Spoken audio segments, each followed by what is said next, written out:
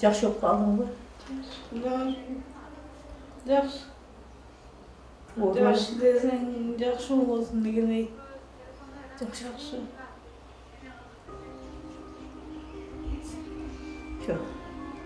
Kızlarımın vakti için şöyle yaşıyorum.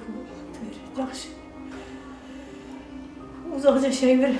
Bana yeni yurtta hayırlanmayı da жерden verse özüzden hareket kısa.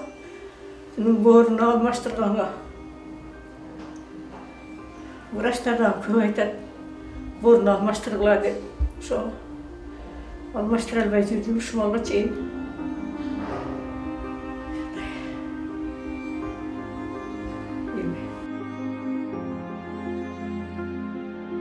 Надира Коңурова 35 жашта. Ал Өзгөн районунун Мырзарык айылынын тургуну. Азыркы тапта оор дартка чалдыгып, жан кыйнаган оору ага түнкүсүн уйку бербей, жашоонун жаркын күндөрүн сезе албай жаткан учуру. Каарманыбыздын боор оорусуна чалдыккан 15 жылдын жүзү болуп калды. Башта дарыгерлер гепатит Б деген диагноз койгон. Жыл өткөн сайын оору өтүшүп, эми боордун цирроз дарты менен ооруп жатат. Төрөгөндөн кийин içim işip ketken.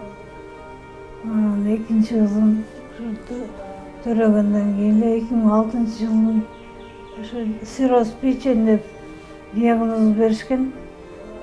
İçimin butuma чейин барды шишип кеткен да. Ошол боюнча ооруп келем. Кийин гепатит Б болдум. Андан кийин гепатит Б, Д болдум. Цирроз печени азыр.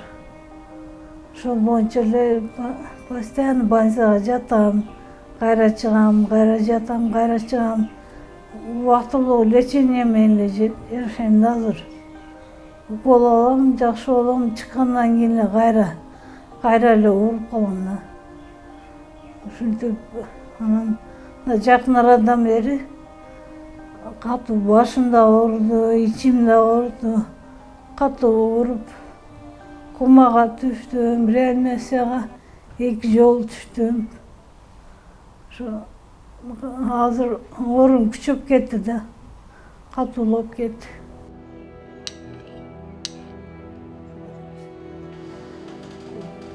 Надира Коңурованын учурда 2 кызы бар. Боор оорусуна кош бойлуу кезинде кабылганы байкалган. Анткени боюнда бар кезинде ичи чоңоюп кеткендиктен аны эгистирөйт деп ойлошкон. Бирок кийинчерээк дарыгерлер курсагы жөн гана шишип кеткенин аныкташып, бул боордун цирроз дартынын белгилери экенин айтышкан. Ошондон бери боор оорусу менен жабыркап, тынымсыз ооруканага барууга аргасыз. Ошо жерге келип, ошо кызым төрөдү. Төрөгөндөн кийин ичип пасайбай койду да, ишип туруп алды. Анан экинчи дагы баласы бар экен деп айтышты врачтар. Бирок неме кылса бала жок. Жөн эле шишик экен. Мен 10 күн жатты. 10 күн жаткандан кийин анан чоң кызым менен врачтар айтып,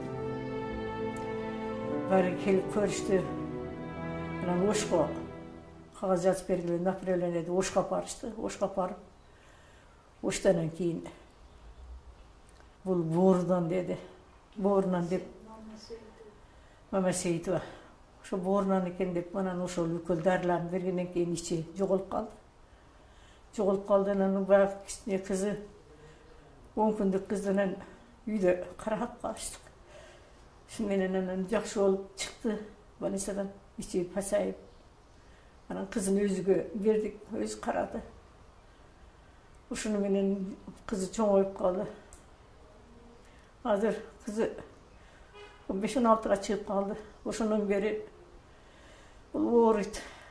Karmak kalat, kedi, boğrum döp kalat, içim döp kalat. Balınsağa jatkızabız, kayrap gelebіз, kayra jatkızabız. Vraç aytты,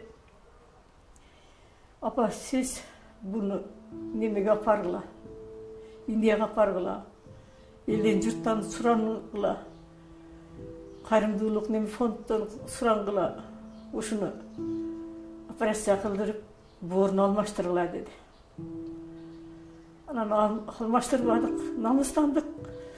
Uşu böyle keletağız. Anan keçegi de boşka jatıp geldi dağın. Kegenden keyin uyda özünü bilbey kalıptır. Özünü bilbey kalmadan nap gelişip, xirurgiya kap gelişiptir. Xirurgiyada kama nemege düşüp kalıptır da. Özünü takkır sezbey kalıptır. Azdan bolsa dağın salımыңарды koşsoňar. Şunu boorunu almaştırganga.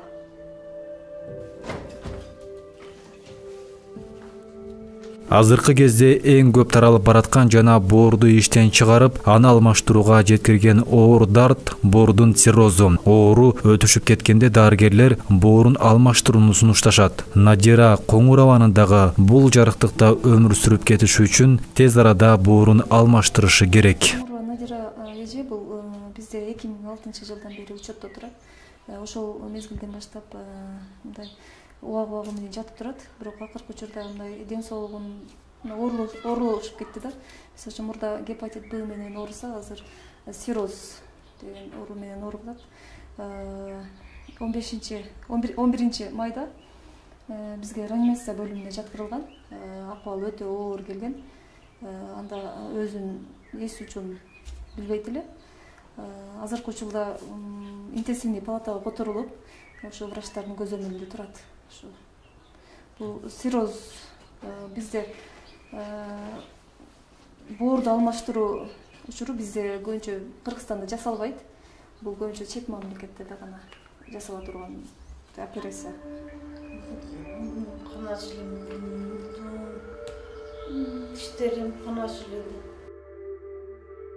Надира Коңурованын боорунун операция чет өлкөдө, тагыраагы Индияда жасалат. Бирок ага көп каражат кеткендиктен анын үй бүлөсүнүн чамасы жетпейт. Надира айымдын өмүрүн сактап калыш үчүн кайдыгер карабаган жарандардын жардамы керек. Сүйүктүү жар, мээримдүү эне болушун. Бул жарыктыкта мындан ары дагы жакындары менен өмүр сүрүшүнө тилектеш болсоңуз, жардамга кол сунуңуз. Мен башкача ойнойм да, менчи. Шуга түшүнбөй келемич. Врачтар деле убактылуу сакайтып туруп кайра чыгарышат, кайра эле баштайт. Эми ушу 2 кызым бар. Жеңген кыздарым ушу. 2 кызым карайт мени азыр. Чоңоюп калышты. Чоң кызымды ушу экөөнү тең эле медик кылып окуткум келет. Кыздарым деле азыр экөө тең жакшы окушат, акыл эстүү.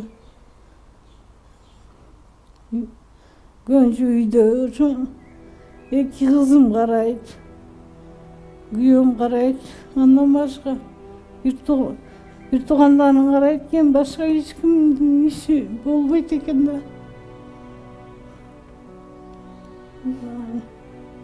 Бирөөнүн оорусун бирөө билбейт дегенде бар бирчи.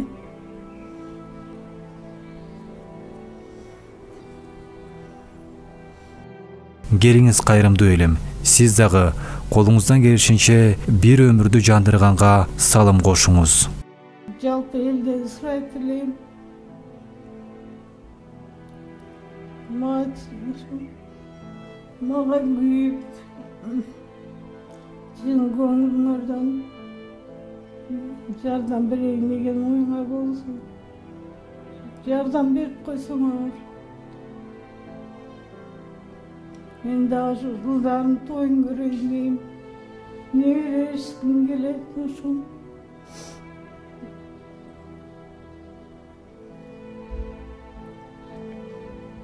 Kızlarımın huzurunu görür, şuların toylarını gör, şular okup bitip gelip sana medik bolum deyip, medik bolsa şöyle karak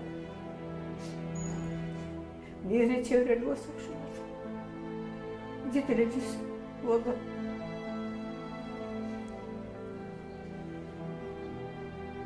Şu balga çeyine 15 6 yıldan beri şu bakmadı diye